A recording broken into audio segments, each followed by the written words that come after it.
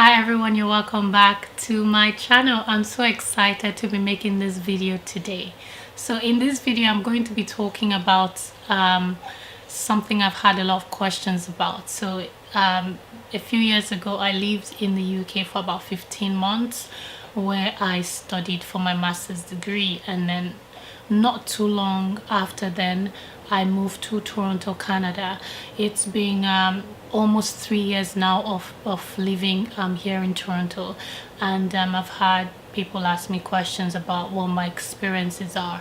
So in this video I'm going to be making those comparisons. However, I'm just going to be using a few points that I have created to explain that to you. If you would like to know about my experiences with living in the UK versus living here in Toronto, Canada, keep watching this video. Before I go right into this video, I would like to say that whatever I'm going to say is only my opinion. It may not be a representation of your own experiences or what you believe, so it's okay if you do not agree with me. And besides, I lived only a short period in the UK, but I traveled to major cities like London, Manchester, Leeds, and I lived in a small town called Sunderland, close to Newcastle. I visited Newcastle a lot and the other cities I had mentioned, so I feel like I have enough experience to be able to say what I'm going to say in this video. So the first thing I'm going to talk about is immigration. I think that comparing the UK versus Canada in terms of immigration, I would say the UK is not so accepting of immigrants, if I may say so. It's not so easy to say you want to relocate and become a permanent resident in the UK. But if your career is in the NHS, which is the biggest still in the UK, so if for example you're able to serve as a medical doctor, as a pharmacist, or as a nurse, you'd have a better chance of having a permanent residency in the UK. However, in Canada it's a lot I wouldn't say easier, but I would say immigration is more accepting. In fact, Canada is a country of immigrants, so you meet lots of people from different parts of the world. It's just very diverse in terms of the caliber of people who relocate here. Here in Canada, there's lots of programs that allows you to immigrate and have your permanent residency immediately.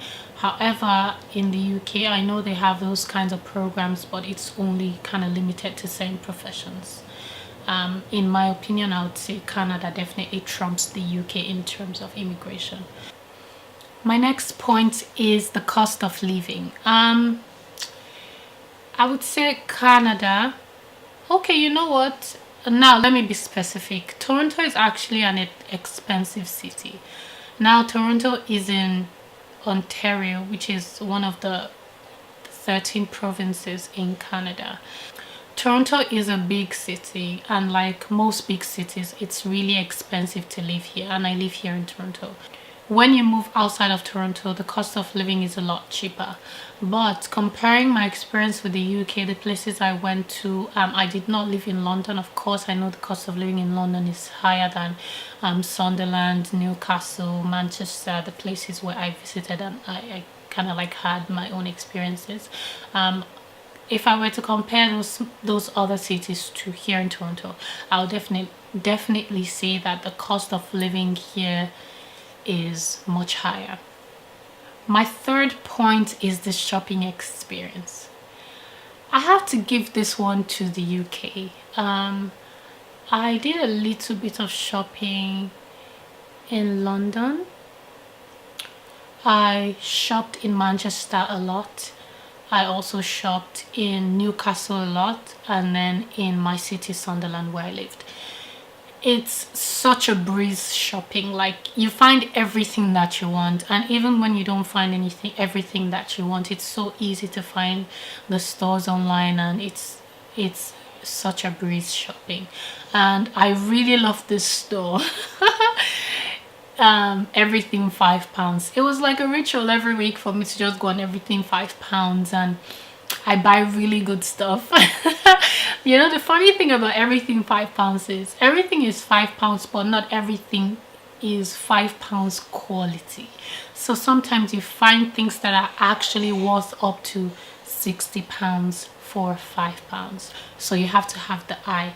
Now, comparing shopping in the UK versus shopping here in Toronto, I do not enjoy shopping here in Toronto, and I'm glad because it has kind of like helped me to tame my shopping habits, because living in the UK, I was supported by my family, so I always indulged myself with my every whim. Now I'm a grown woman, I have a family, my responsibilities have changed, so yeah. I'm kind of glad that I do not enjoy shopping here. People tell me to go to these stores and that stores, and I find that even when things are on sale, they are not exactly, the prices are not exactly salish to me. I don't find anything stylish about the prices, and I don't like buying things that I do not need because things are on sale. I like to buy the things that I need. So I haven't really shopped for clothes in about a year. I only buy the things I need. I remember in the summer last year was my friend's wedding, and I was looking for a bridal dress for the wedding, and I went to a few malls and a few stores just finding the right dress. I eventually found the dress, but it was even in the clearance section. My budget for the dress was 150 Canadian dollars, and I ended up spending almost $200, and it really made me miss the UK, because I really would have got a really good dress for say £60, and that would have been a lot less than almost $200 I bought the dress for. There are really big malls here, and I just find that there's just a bunch of high-end stores that are not within my budget, so I do not exactly enjoy walking around a big mall and not finding things I'm looking for. My next point is transportation. I think that the UK also takes this one. Transportation from Sunderland to Newcastle was very easy. From Newcastle to London to Manchester, taking the buses around the city is very easy. It wasn't too much of a hassle. The schedules were great. You know, I mean, I did not have a problem with transportation in the UK at all. Not one time that I remember. Although there were times when the buses would take a while to come in certain areas, but you know what is expected in those areas, so you don't get disappointed. So it's left for you to plan your time. However, in Toronto, I think that the TTC is the company for transportation here in Toronto. It's the Toronto Transportation Commission, I think. Yeah. So they are trying to go from monthly passes and coin tokens to Presto cards. And I find that there's a lot of loopholes with the Presto cards. It's not so easy to use, and I'm having a lot of trouble with it. I do not like it. I'm not a huge fan of it. So, and the train schedules, the extra fares, it's really annoying, especially on the weekends when there is subway closures. There's a lot of people in the city, so I get that, and the weather is extreme, so in the winter you really cannot bank on the subway system. I do not like the transportation system in Toronto very much, so yeah, the UK takes this one. My next point is the lifestyle. So finally I get into Toronto and I'm not seeing pubs everywhere, and it's just a breeze. In the UK, all I see are the pubs, and it's just about the booze and the food, and I think that's quite problematic actually. But here the lifestyle is very vibrant, very beautiful, very diverse. There's lots of things to do, lots of beautiful places to go to without feeling like you're going for an excursion. In the UK, it's almost as if when you're going to a nice place, you're going out of the town to an excursion. I mean, there are lots of nice places in Manchester and in London, the places I went to.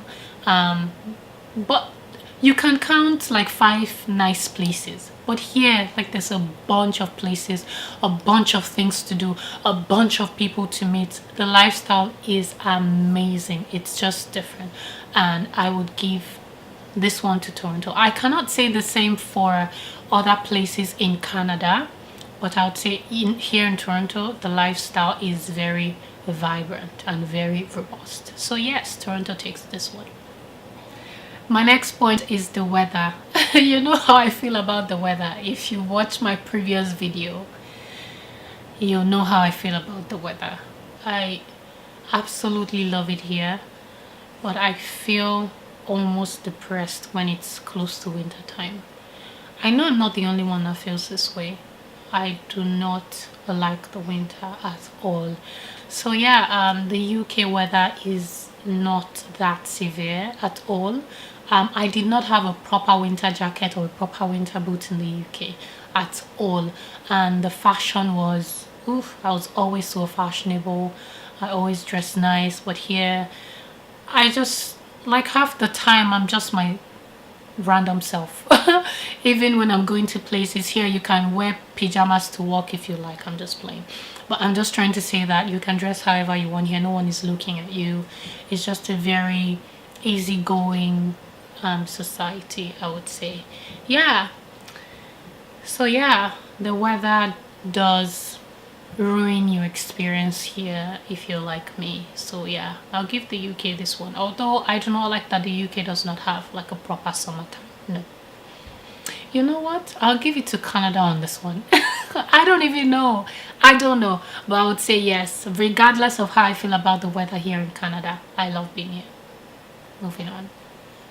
So I want to talk about my overall experience. I would say that living here in Toronto has been an amazing experience. The people are a lot warmer here. In the UK, I feel like people are just kind of stiff, boring, unexciting. I didn't like it. My friends say that it seems like I have something against the British, but I'm sorry, that's how I really feel about it. Every time I traveled in and out of the UK and I got into the airport, it almost feels as if people are just looking at you like, what are you doing here? But the moment I arrived in Canada, it felt like home to me. I actually felt defensive the moment I landed here, almost like if anybody talked nonsense to me, I was going to attack them back, right?